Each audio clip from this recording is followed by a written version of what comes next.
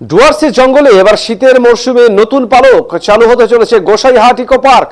2012 সালে মহাধুমধামে রাজ্যের তৎকালীন বনমন্ত্রী হিতেন বর্মনের হাত দিয়ে উদ্বোধন হয়েছিল এই পার্ক, যা গত প্রায় 10 বছর থেকে ধ্বংসস্তূপে পরিণত হয়েছিল। সম্প্রতি জলপাইগুড়ি বন বিভাগের পক্ষ থেকে তা সংস্কারের কাজ শুরু হয়েছে। জোর কদমে এই কাজ চলছে। আগামী 25 ডিসেম্বর বড়দিনের দিন আনুষ্ঠানিক উদ্বোধন হবে বলে জানা গিয়েছে, যার ফলে খুকলং বস্তির বাসিন্দা সহ বনকর্মীরা যথেষ্টই খুশি।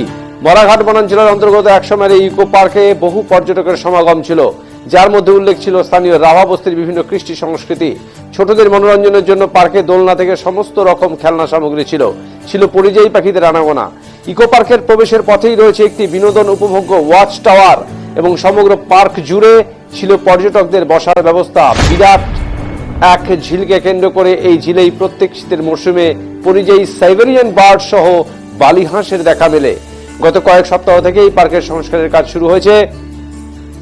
সমস্ত আগাছা সরিয়ে ফেলে সবকিছুতে চলছে রং তুলির প্রলেপ। স্থানীয়দের কথায় এই এলাকার বহু মানুষ এই পার্ককে কেন্দ্র করে গড়ে তুলেছিলেন তাদের কর্মসংস্থান, কিন্তু প্রায় 10 বছর আগে পার্কটি বন্ধ হয়ে যাওয়ায় সেই সব মানুষ ধীরে ধীরে ভিন রাজ্যে পাড়ি দিয়েছিলেন পেটের দায়ে।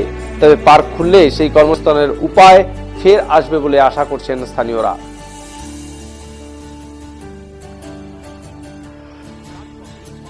কি পার্কের গোসাইহাট ইকো পার্ক কবে থেকে খুলবে এই পার্ক? 25 ডিসেম্বর থেকে শুরু হবে। আপনারা কি কাজ করছেন? আমরা রিপেয়ারিং এর কাজ করছি টোটালটা। পর্যটকরা যদি এখানে আসে কি কি দেখতে পারবে এখানে? এখানে যেরকম পরিযায়ী পাখি আছে, যেরকম আপনার সাইবেরিয়ার কিছু পাখি আছে, সেগুলো চলে আসা শুরু হয়েছে। আর ওই যত শীত বাড়তে থাকবে তত আরো আসবে।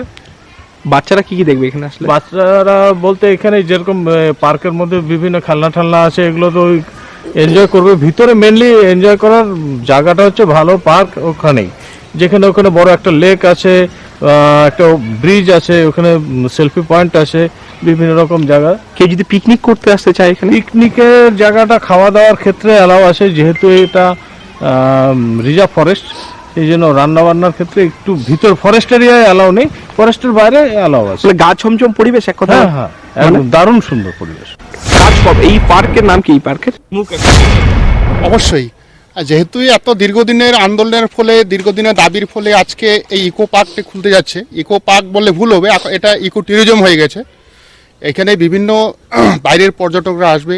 ইতিপূর্বে যখন খোলা ছিল তখন কিন্তু বিভিন্ন বাইরের পর্যটকরা এসে এখানে কিন্তু ভিড় করতো। এখানকার যারা বেকার, যারা শিক্ষিত ছেলে ছিলেন, তারা কিন্তু এখানে কর্মসংস্থান তৈরি হয়েছিল।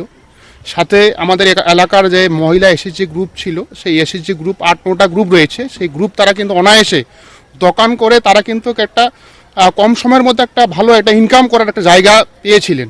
অবশ্যই এখানে রাভা কৃষ্টি কালচার বলতে এখানে রাভা রমণীরা এখানে ড্যান্স করবে, নৃত্য দেখাবে, তাদের আদির পরম্পরাগত যে নৃত্য রয়েছেন সেই নৃত্য দেখার একটা পর্যটকরা এটা সুযোগ পাবে।